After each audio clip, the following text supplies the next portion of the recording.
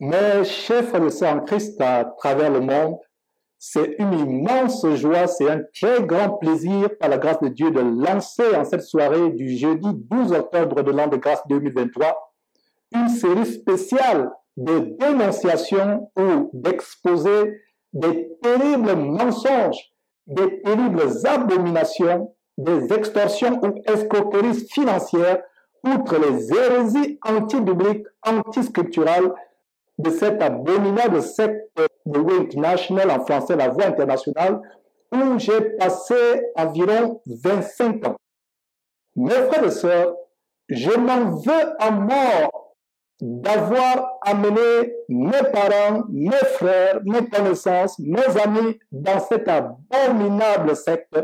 Je m'en veux à mort après des choses, des révélations choquantes que j'ai découvertes et que nous allons, par la grâce de Dieu, exposer semaine après semaine et même jour après jour, les exposer. Je ne sais pas s'il faut être en colère, s'il faut vraiment être dans une profonde amertume. En tout cas, je peux vous dire une chose, j'ai la colère sainte après tout ce que j'ai découvert. Des terribles mensonges, des abominations terribles, la sodomie, la bestialité, la magie, le contrôle mental, l'hypnose, la magie, le spiritisme, avec des preuves à l'appui, avec des documents à l'appui. Ce ministère est fondé sur l'abomination depuis le début. Dieu n'y a jamais été.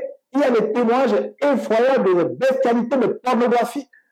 Comment il regardait les films avec certaines personnes du ministère de la Voie internationale, des films pornographiques avec des femmes qu'il a abusées, plusieurs femmes qui ont été abusées par Victor Paul Wierwille, et il regardait des films pornographiques impliquant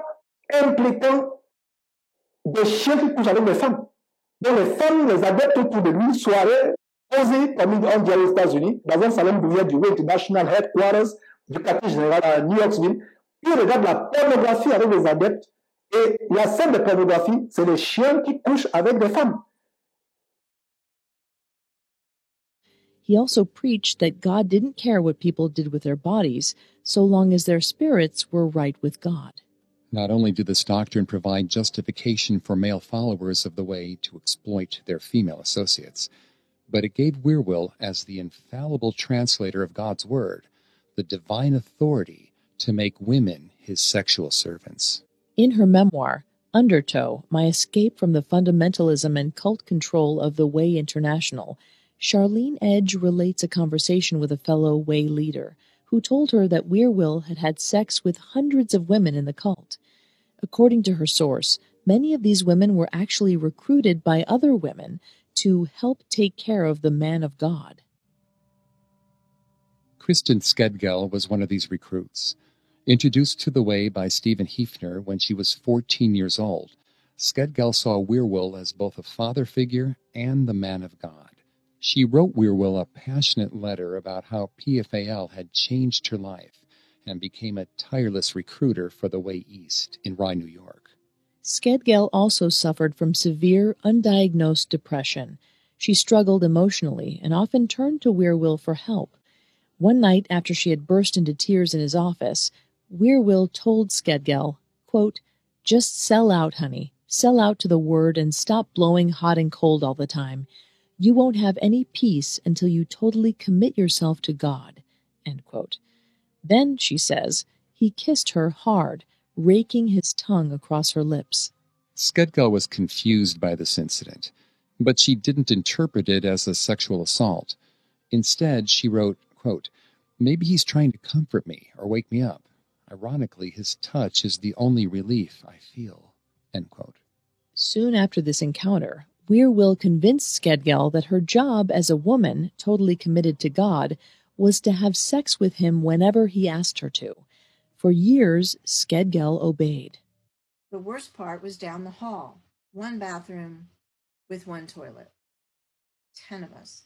10 young women and their hair dryers, toiletries, makeup, and other stuff. Adding to the crowded uniform atmosphere were the matching blue and green plaid bedspreads on the bunks. draped like flags over coffins. They sent a clear message. Personal identity does not matter here. I'll just never forget that sight. So I took my flowery bedspread, stuffed it in a suitcase, and we stored our extra stuff up in the barn on the farm. Now, from my view, every one of us in that program sincerely wanted to serve God. We did. We had that idealism of youth and conviction about Dr. World being a man of God. Some of us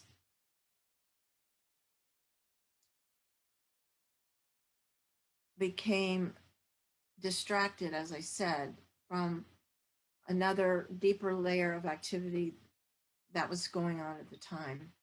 And I get to this in my book near the end of the story, where I really found out about it, and that was Dr. Wierwille's alleged sex ring, a little harem going on behind the scenes. I've since found out some of those women, my friends, were involved with that. It was a seduction. It was posed as love. Do it with love. It's fine. God just wants you to do things like that with love. You hear about these things with other groups, and it goes on, unfortunately, because wherever there's an imbalance of power, what's possible abuse. Wherever there's an imbalance of power, whether it's a religious leader, political leader, business leader, we're hearing those stories more and more now in the news. Unfortunately, fortunately, we're hearing about it more, and it's getting attended to, and people are going to jail. But in that environment, I've come to find out that it was viewed as an honor to serve the man of God that way. And one woman I know wrote her memoir about that experience. Sadly, she wasn't the only one. Skedgal recalls an incident when, after having sex with Wierwille, he presented her with a palette of turquoise rings and told her to choose one. Noticing there were several rings missing from the palette, Skedgal realized she was just one of many who had been rewarded for her service. As we've often discussed on this podcast, it's not unusual for male cult leaders to use their power to coerce others into having sex with them. In the Christian Family and Sex course, which was administered to the faithful at the Way's new Knoxville headquarters, Wierwille locked students into a room and forced them to watch a video of two naked women kissing each other. According to Edge, who felt terribly confused as to why they were watching this video, Wierwille said, quote, "You got to see this stuff to heal homos like them," end quote. A video of a gay encounter seems pretty benign by today's standards, but what happened next was anything but. According to multiple former followers, the next scene in the video showed the women having sex with a German shepherd. Edge described the video and Wierwille's reaction to it in detail in her memoir. She wrote, quote, "The women grabbed the dog and tugged him close. The poor animal struggled to escape, but the women forced the dog into having sex with them. Wierwille laughed and hollered, 'That mutt has more sense than those chicks,' end quote." As shocking as it may be to hear that Wierwille forced his followers to watch a video of women having sex with a dog, there was a recognizable method behind his madness. Bestiality, or sexual intercourse between humans and animals, is widely considered among psychologists to be a form of animal cruelty. Based on Edge's description, this is exactly what the video was intended to show. Charlene Edge noted that walking out on the video would constitute abandonment of the course, which would in turn lead to expulsion from the way. She said despite their obvious discomfort, neither she nor any of the other followers left the room, proof that Wierwille had them fully under his control.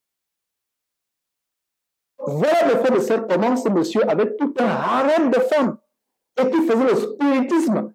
Et je viens de me rendre compte en exposant en profondeur la cabale juive enseignée par Ivan Castano, Mamadou Karambiri, Masolo Chinassi. Je viens de me rendre compte que dans le ministère de la voix, pendant ces plus de 25 ans, On enseignait la cabale juive sans m'en rendre compte.